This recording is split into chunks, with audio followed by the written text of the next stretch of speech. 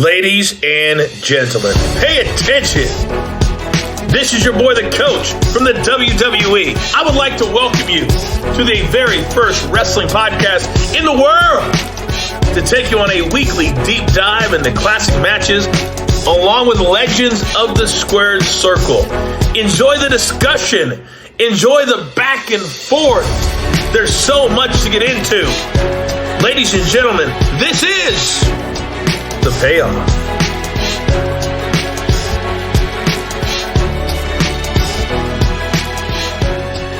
Welcome, everyone, to an all-new episode of The Payoff. I'm Tom, that's Jeff, and we are covering the second to last match ever in Shawn Michaels' career. You see what I did? Crazy. I did, yes. Yep, absolutely. Because the horrible tag match he did in Saudi Arabia? Yeah, we're not going to count that. It wasn't. That tag match was not as bad as people make it out to be, but it wasn't good. And the problem is you can't put four old timers in the ring together. You put the Undertaker in there with AJ Styles. You put, Goldberg in there with Kevin Owens. I just Austin and Owens, right? I mean, you pair these. You can't put, Taker and Goldberg together. It just doesn't work. And so that was just not good. And it's a shame because Shawn was good. It's not like, he was out of wind that he wasn't really good. Dude, he could go right now and have a 30-minute match, and I still want him to wrestle again. But anyway, so we're at the retirement match. Looking forward to this. Looking forward to covering this. Obviously this is not talked about like the first match was the year prior at WrestleMania 25. We know this is going to be a great match. So I'm excited to cover it. What about you? Yeah, absolutely. Like you said, I think it was interesting. We had the 25 match and then we're getting a rematch. It's rare to see like it get announced as early as it did. That's a conversation we can have during the match about if that's the way to go or not. But I think this is just one that kind of exciting. WrestleMania season doesn't stop for us, even though, the official road has ended. We still got a few Mania matches, and this is one that, just excited to cover. Well, yeah, me too. I'm looking forward to this one. A lot for us to cover. Before we get into the build, plug our shit for us, please. Yeah, of course. Like, as everybody knows, manscaped.com been with us for a very long time and continuing that partnership. Years now, I think. Yeah, I know. Just like the show, man. We're this is 190. We're approaching 200. We got big things lined up, and so, but of course, Manscaped been there for us since over half of that, it feels like, and so definitely go check out their store. There is all kinds of new stuff right now. Like they have dropped. Just the beard trimmer is out there now. They've got the updated nose hair trimmer. Just all kinds of good stuff. Like the beard and grooming kit I bought myself. It's fantastic. And so, Tom has not commented on my new cut of just the mustache focus here. So, but that's okay. And I'm trying out some new things with the beard trimmer. And so, the wife not too happy about no beard, but that's okay. Like, we'll see what happens here. But, of course, going to manscaped.com, using our code, it's just payoff, like caps, lowercase, doesn't matter. Throw whatever you want in your cart, and make sure you use the promo code because there might be a different kind of lower, like 10% or something. We're giving you 20% off and free shipping your entire order. And so make sure that you're using the promo code payoff when you're checking out. It's going to get you 20% off 20. They don't even run that deal themselves, and all kinds of good stuff. Whether you just want to, get something and dip your toe in a little bit, maybe get, the lawnmower, check it out. It's absolutely worth it. Manscaped.com, using that promo code payoff. And then, of course, True Classic Tees, of course, seeing that yellow ad all the time on our Instagram, social media, all that stuff, like drawing you to it, not just T-shirts and things like that. They got all kinds of stuff. I just bought some new pajama pants as well, too, because my pair was getting old and the wife wasn't happy about it. And so invested in some new ones. And so making sure to use our code there as well, too. That one. payoff 25 is getting you 25% off your order. And so make sure you're using that as well too. Again, great stuff, all of it. And people are like, oh, like, why would I spend that much on a t-shirt? Like, why would I, it's not worth it. It's absolutely worth it. It's good stuff. Like, people out there, like, don't buy the cheap stuff because it gets, wash it a couple times and it looks bad. Like, this stuff does not. All kinds of colors, whatever you want. Again, that's True Classic Tees. We're using the promo code payoff25, the numbers 25, getting you 25% off. So good stuff. Okay. All right. It's time for the build. Oh, it's time for the build. All right. We've already covered this show recently, so I'm not going to get too deep into it. WrestleMania 26, Arizona, 72,000 in attendance. I will share with you, Jeff, that the match we're going to cover was far and away the best match winner, according to readers of The Observer. The only other match that even got any votes was the Jericho Edge match that we recently covered. 77% thumbs up, only 6% thumbs down. So very well-received show. Worst match was the women's 10-person match, followed closely by Bret Hart and Shawn Michaels. Bret Hart, Mr. McMahon. Vince McMahon, yes. Yep. So that's the story of this show. I was there. Fun show. Jeff, you could go on for days and days about this, but how did we get to this match? Because, man, so much build. It's funny. Last week I was telling you, it's funny. Last week I told you how Shawn Michaels and Bret Hart never had the build and the storyline that they should have had, okay, for reasons.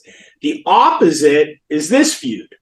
This feud, we got so many matches. We got the Hell in a Cell. We got the 2 big WrestleMania matches. It would even move on to Triple H for 2 WrestleMania matches with Shawn reffing the second one. So this story got told. That's the difference. You see what I'm saying? Yep. Absolutely. So in this one, we got to go all the way back to the previous WrestleMania 25, where these guys had a match, taking on each other.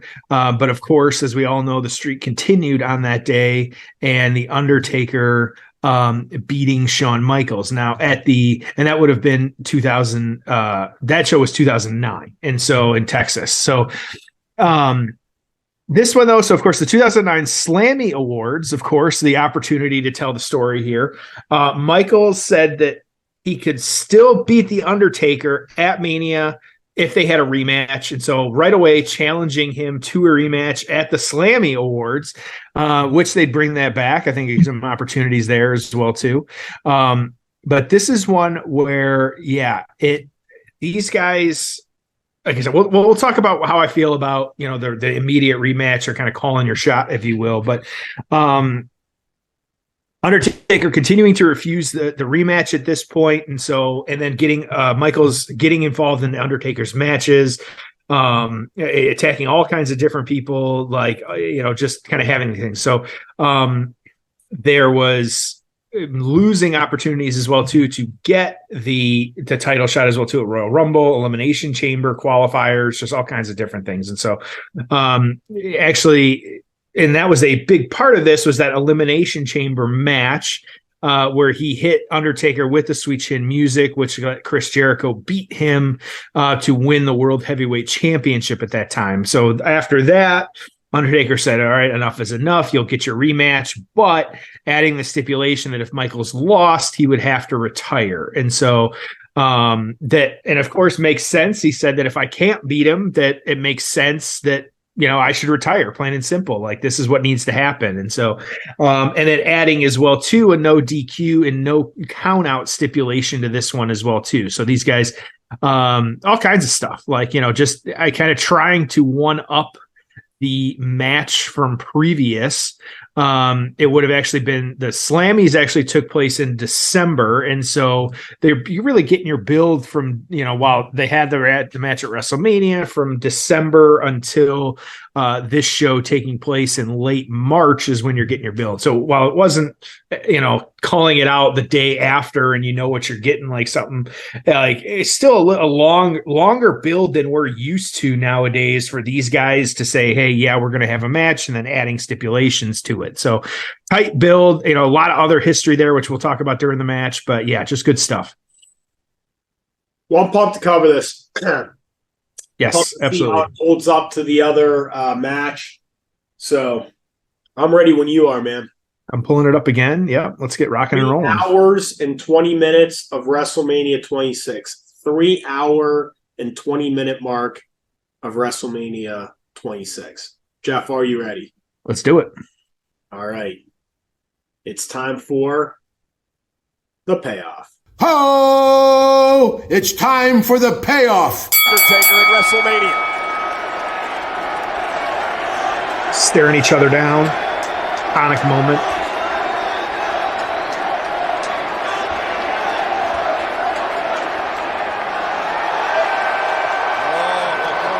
And Undertaker after Shawn Michaels. Here we go. And look at Undertaker misses with the right hand. All right, fast start. Meltzer brought up an interesting point, which is, this was not like the Flair retirement in the sense of, yep, they only announced the stipulation a few weeks prior to the match. Yes. And, it wasn't about, this was not, people didn't believe Shawn was going to lose. I didn't. I actually thought it was like 50-50 at best. I figured, okay, I guess streak's over. Yep, that's right. Everybody thought that. Yeah, like absolutely. Taker fat, looking coming off the ropes like a speedball, like real fast here. Yep. So it was just it was not the farewell of Ric Flair because it didn't have that long build of retirement, and people just didn't think he was retiring. So a lot different. Yeah, absolutely. So I said it in the preview, or we were talking about the build here. What are your thoughts on like this? So this match, you figure, okay, it had about a 3-month kind of build to it. There have been times in the past, of course, where they call it out, a lot sooner than that. Do you think?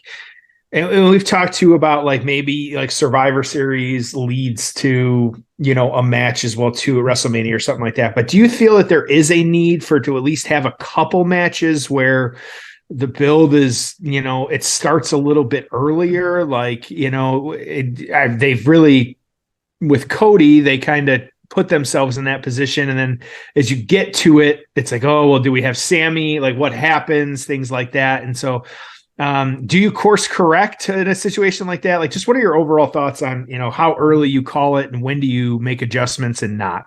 So the two biggest storylines of this WrestleMania were Cody Rhodes chasing the world title and the Bloodline / Sammy and KO and, Jay and Jimmy and kind of that whole thing, right?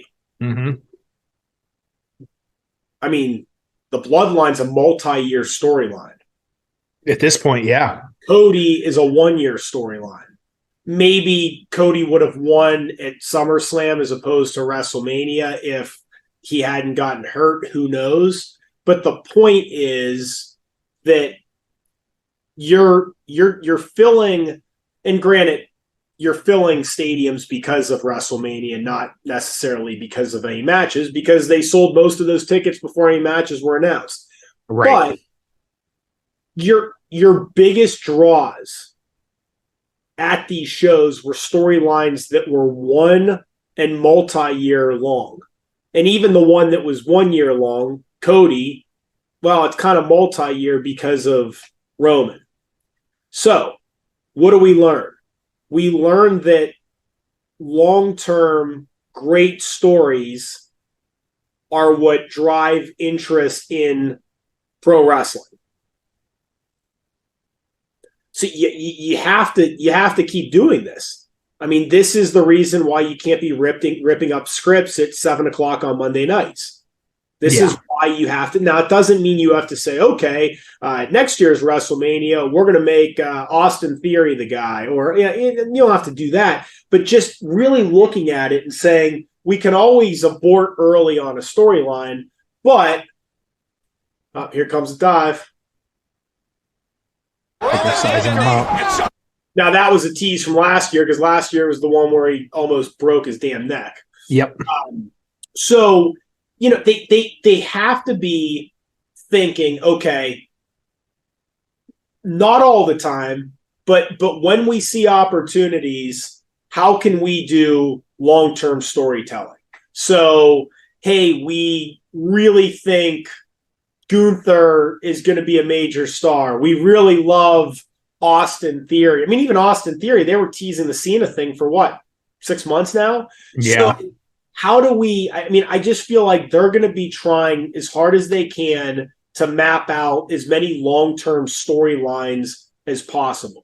Mm-hmm. And if you think Gunther's the guy, what do you do with Imperium? How do you elevate them? Do you potentially at some point break them up? Who do they feud with? And I'll tell you this too, Jeff. Stick with these damn things. Because I will tell you, and I'm curious what you think, I would have told you, what's the name of Rhea Ripley and Dom? What's their faction? Oh, yeah, the faction. Yeah, I don't know why it's escaping me right now, too. Oh, yeah. We're going to get ripped on Twitter, but whatever. Okay. How are we both forgetting this? Judgment Day. Judgment Day, yes. Okay, so Judgment Day. The stop-start with Edge and then getting him out of it. Okay, like really bad, right? Like really not good. But they stuck with it, and Rhea is a bigger star. Dom, he's terrible. He's now a star. So you stick with these things, good things happen. That's the moral of the story. So I think you're going to see more and more long-term storyline, more and more planning. And another wrinkle to this, if they end up getting the betting ability, and I think I sent you that article. Yes, you did. Yep.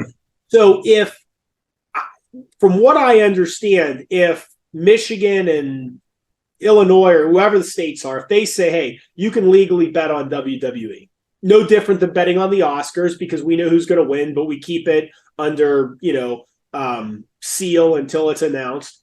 They're going to have to lock in the winners of these storylines and not tell anyone way prior. Yep.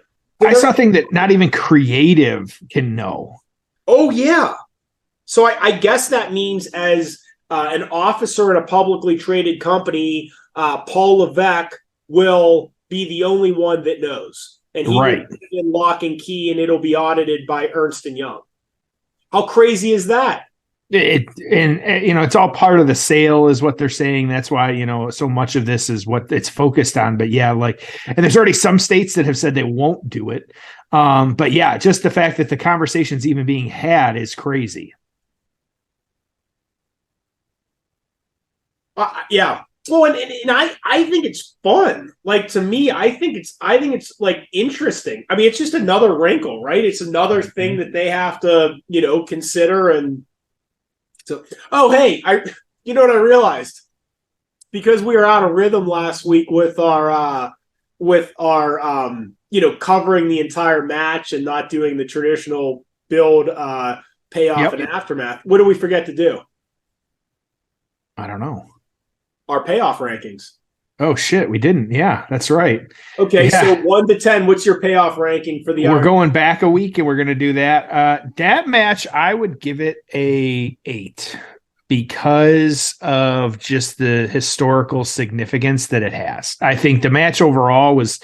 I agree with it started slow, but then it got there in the end. But at the same time, I did not have a problem with some of the no pinfalls or the short sudden death time. That part didn't bother me as much. And so I'd probably ding it just because it could have been a better wrestling match itself, because we know what those guys are capable of.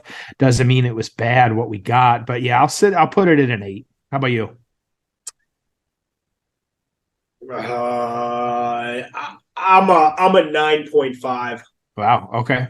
Yeah. Because of the coronation, the way it was done, the entrance, the hour long, never been done before. Brett and Shawn, the entire history.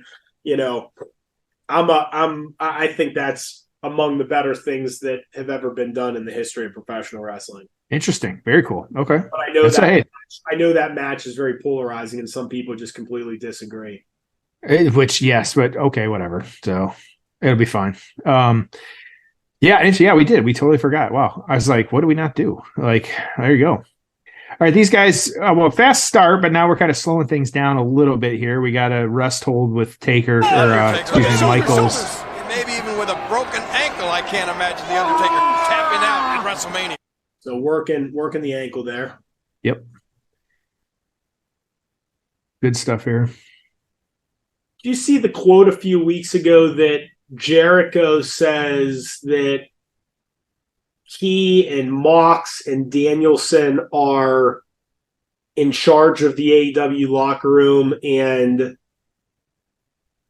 Tony's fucked if he loses the locker room? I saw that he stepped up after the Elite stuff. I didn't follow up with a bunch more of the quote on that one, but I saw that he felt the need to become that locker room leader after the locker room kind of fell apart. Yeah. Or had, the behind the scenes nonsense, whatever the hell it was. Yeah. We still don't know, but whatever. So I saw. I think they're, and when I say they, I really mean Tony. I think Tony's got to be very, very, very careful. And I will tell you that I think AEW, oh man. So Tombstone on the outside. Both guys out. And you said this is no DQ, right? Yep, no DQ, no count out. Yep. So I thought maybe it was going to end in a count out right here. So here's why I think AEW is on very, very thin ice. And oh, by the way, I completely will change that stance if and when they get a big new TV deal. Yep. Okay? That's the business we're in. We're in TV content. They and don't streaming. Yeah, they're not making money on pay-per-views. They're making money off TBS, TNT, someone giving them a whole bunch of money for their weekly content. And maybe pay-per-views will end up on there. Maybe they won't. But pay-per-views, look, they got 150, 175,000 buys. Half that goes to the cable companies. So you're whatever. You're making $2 million a pay-per-view. That's just nothing. Okay, you're only doing 4 pay-per-views. So you're making under 10 million. Oh, by the way, you have to produce them. And, so they're not making a ton of money on pay-per-views. They make money off TV. So if AEW gets a massive TV deal or a significant upgrade, then my feelings on AEW change.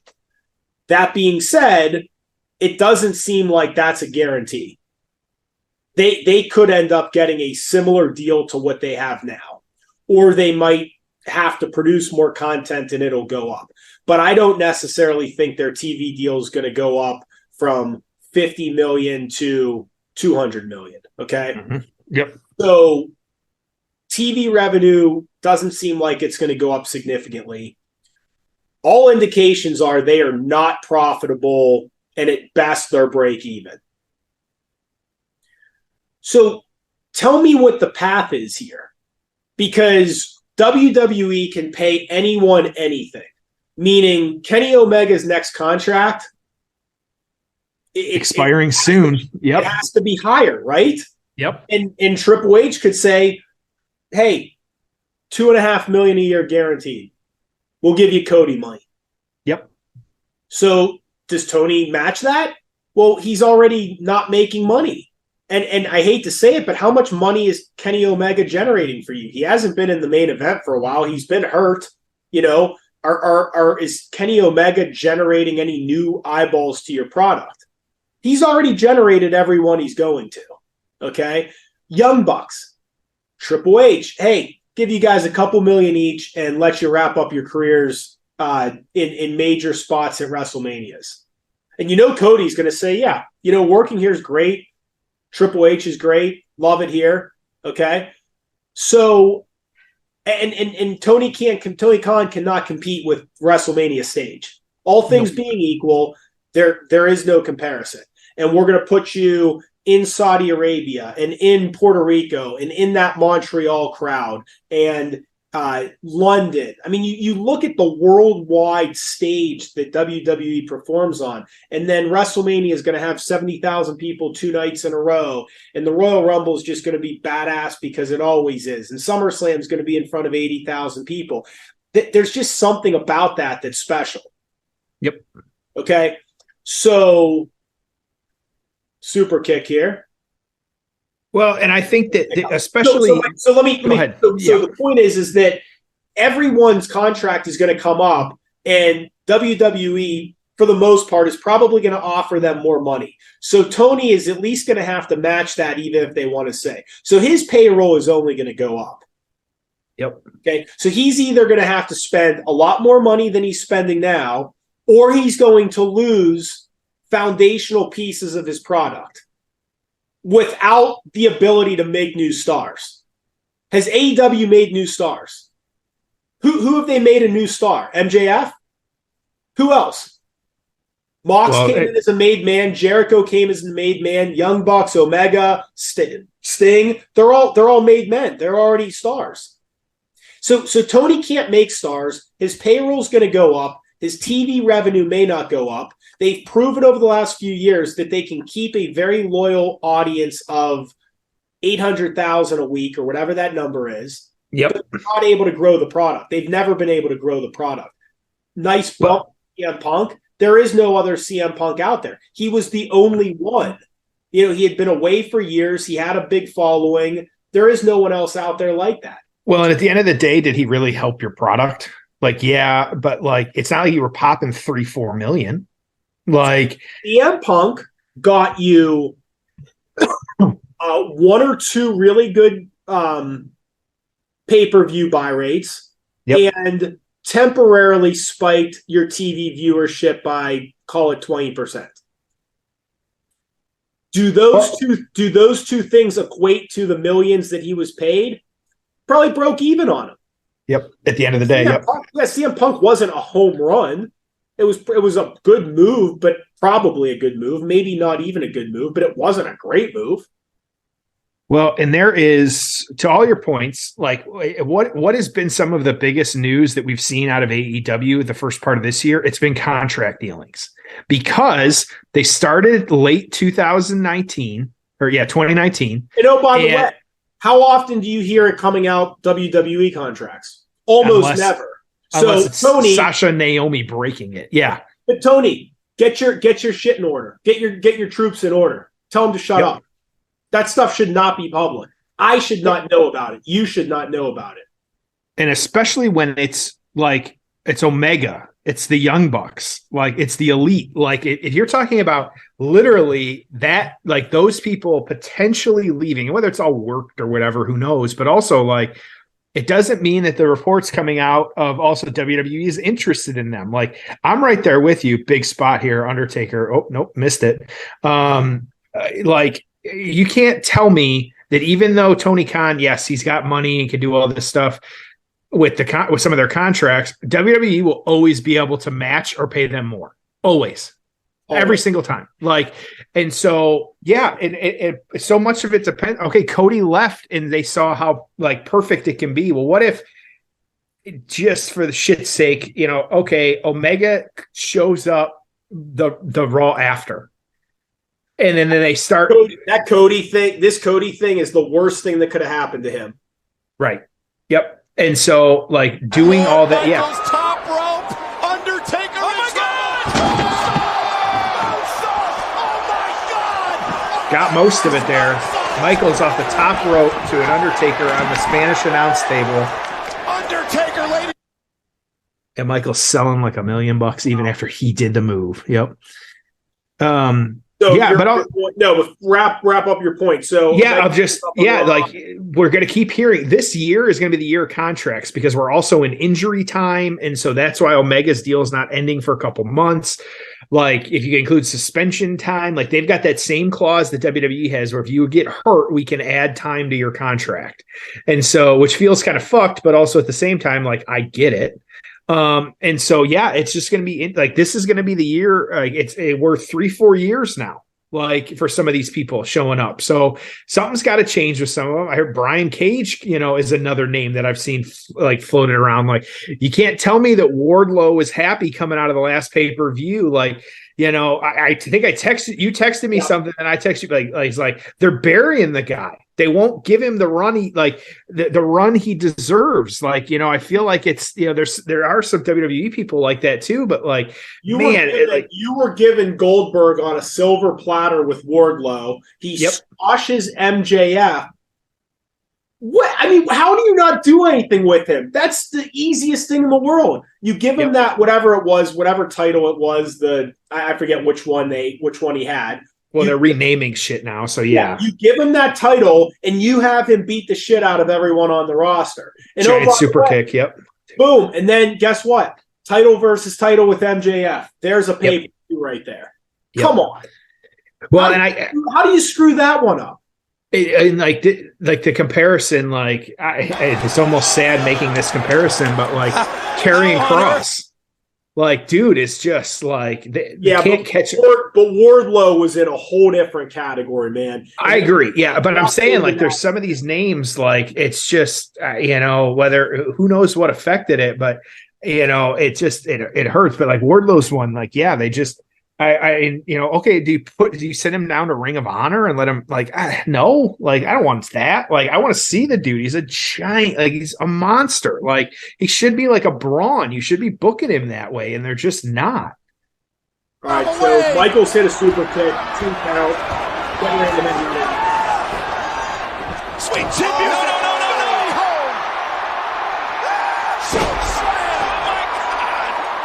Giant choke slam. Everyone's standing. Place How going did the Undertaker deliver that choke slam? But can he get the cover? Okay, if you could take one guy from AEW and put him in WWE and vice versa, what would you do? Well, we're talking about him. I would move like Wardlow. I feel like there's things you could do that. There's enough people for him to take on, and he's big guy, but he's not so big like an Omos where it's like unwieldy. Like he could actually have, and he has demonstrated he can have some incredible matches. Career of Michaels into the burial plot. This is it. The career of Shawn Michaels is over. And then the crazy one that I would flip over to AEW because they need is Bray. I'm sick of them sitting on whatever the hell Bray Wyatt's going to do. Like Mania, like you need to do something with him. Like we've had months of story building. Like I've said, he said 1 match. Like, come on, 2 at this point. Like, it's just not worth it to me anymore. Like, let's put him over there. Let him do some weird shit with Darby Allin or Sting or who gives it. Like, I just don't get it. What about you? Give me Omega in WWE. Okay. And then who you send in? And then, for the hell of it, put AJ in AEW for a little while. That'd be interesting to see. Yeah, who's been hurt, which should be having his return any time now. Yeah, I think it'd be really interesting. All right, so Shawn kicks out of the tombstone. Taker's up. Shawn's down. Strap coming down. Here we go. Yep.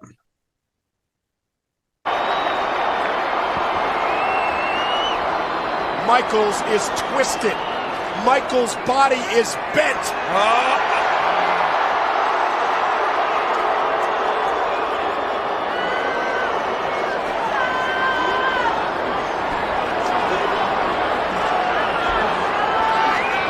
This is a great moment. Perhaps Michaels crawling up, or crawling his way up. Taker. Yep. Listen. Could have said, I'm sorry, I love you. Right, yeah. It makes for a whole different situation.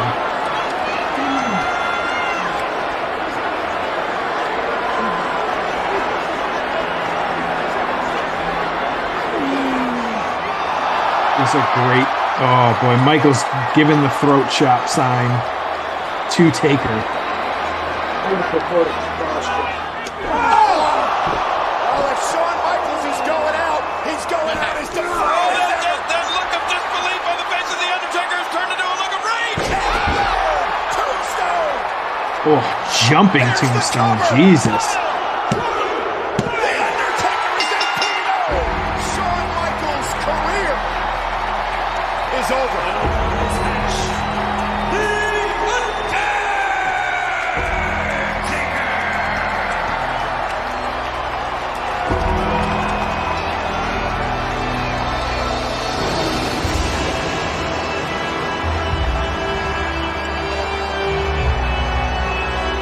That's all she wrote.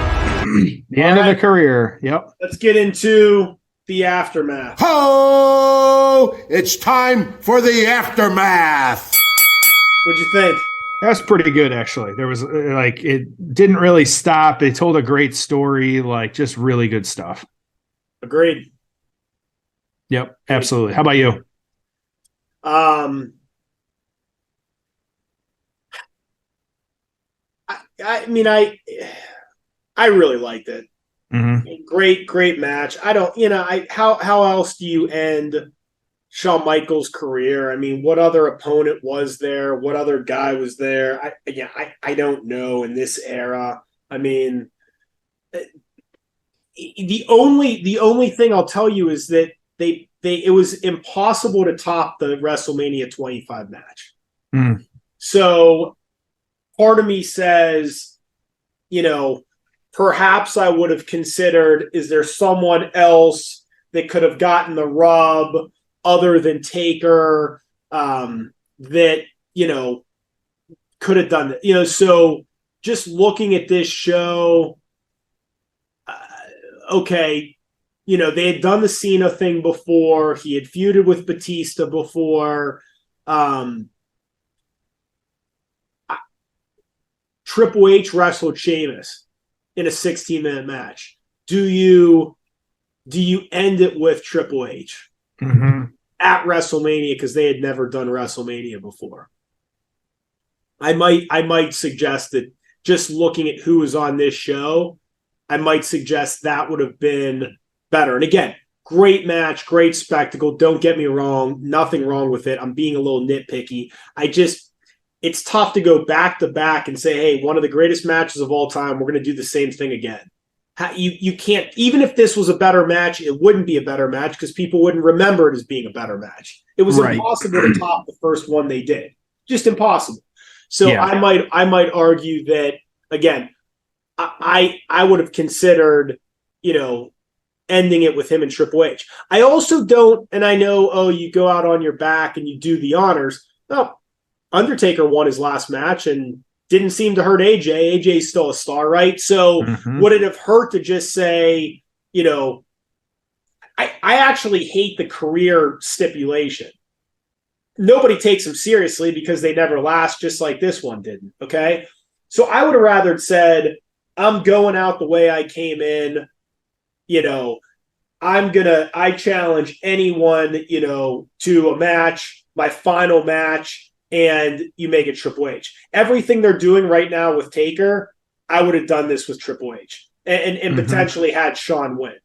That's where I stand on it. What about you? Yeah, I think I agree with the hype of the previous year. Like, there's just, it's so difficult. And I think we're trained anymore, like a retirement match or a career match. Like, it just doesn't happen. It's just not what it used to be. Like, it changed, it's just, you're just not getting that anymore. And so we're trained almost at this point to not believe it because, like, why would we? So, yeah, it's difficult. And even Shawn, this was the retirement match, but then Saudi Arabia money will change. They'd turn anybody's head. So, I'd rather him just win in his last match and go out. Right.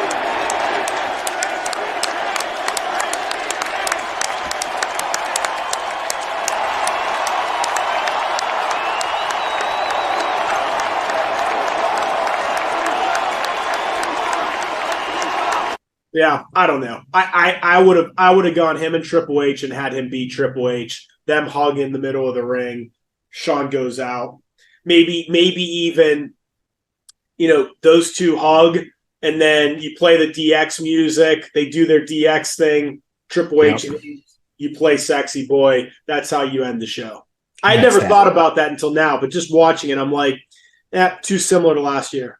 Yep. All right, let's get into the aftermath. You ready?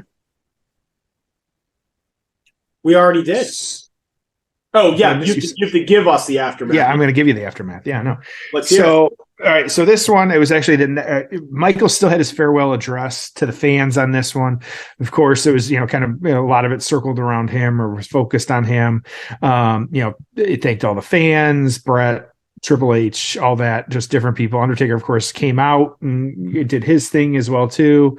But then, of course, getting attacked by Sheamus, which putting over Sheamus, that's fine. It worked out okay. So they're just kind of funny on that sense. We all know the Taker, the streak continued for a couple of years, had all that. So Taker was number 8. Shawn was actually unranked this year, but Observer newsletter on this one. Undertaker pinned Shawn.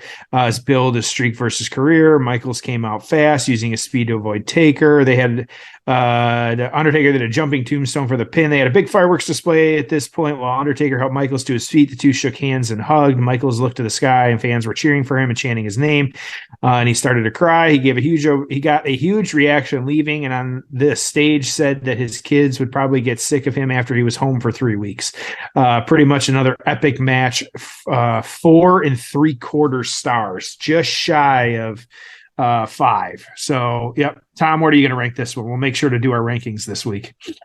Yeah, so again, Shawn Michaels send off, retirement. Where do I rank this? It wasn't Flair. Mm-hmm. It wasn't as good as Flair, I can tell you that. Again, I would have gone with Triple H. I would have put Shawn over. I would have incorporated the DX thing and the Sexy Boy thing. I would have had him go out, a little bit differently. So, again, this is a 9. I'm just telling you what I would have liked for us to get to a 10. Yeah, I'm with it. Yeah, I was at an 8.5, and so because I think it was actually an above average match, like I thought, especially for where these guys are. Yeah. Where these guys were in their, past their primes. We knew that, at the end of their careers in a lot of way. Undertaker still would, he had some bad matches after this, but not going to blame that necessarily. But yeah, I think that if you're, and also if you're going to send someone off, it's still, there's nothing to be upset about because they still sent him off and did a good job. So yeah, I'm at an 8.5 on this one. Okay. Oh, it's fun. Yeah, absolutely. Good stuff. Next week's going to be interesting because I kind of remember that sucking. Yeah, and so we're going to stay, kind of some spoilers here. We're going to stay on the road to WrestleMania here, but we're doing the McMahon 4 Corners, and yeah, there was some really weird stuff that happened around it.